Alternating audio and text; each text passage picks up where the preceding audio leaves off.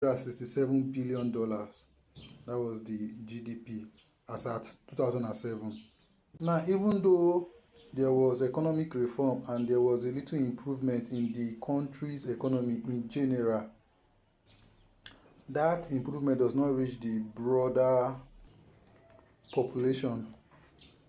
The rate of poverty was still high, so people were still poor in the country. Despite the economic reform, people were still poor. Infrastructure was still poor in the country. So even with all this reform, some things are not still going well in the country in general.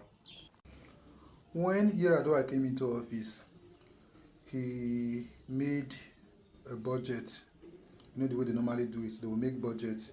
So the budget in 2007 was about 2.5 trillion. It was about 2.5 trillion naira. And then he was able to raise about 2 trillion from local sources, that is from the revenue gotten from oil and gas sales, then from tax and from other sources domestically. They raised about 2.2 trillion naira or 2.1 trillion naira, something like that. And then he then borrowed 350 billion naira to complete the budget. That was in 2007.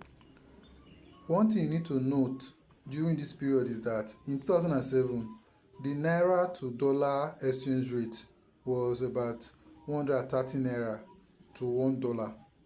So a dollar was worth 130 naira then in 2007.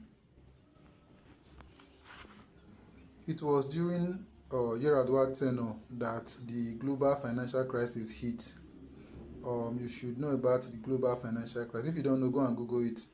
So the global financial crisis hit in 2008, and the country took a hit.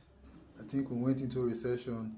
The rate of poverty increased, and then corruption increased also. There were militants in the Niger Delta region fighting. The country was just in chaos during that period of time. By 2015, the country's debt has risen to 6.2 trillion naira. And then in 2015, Buhari came into office. When he came into office, the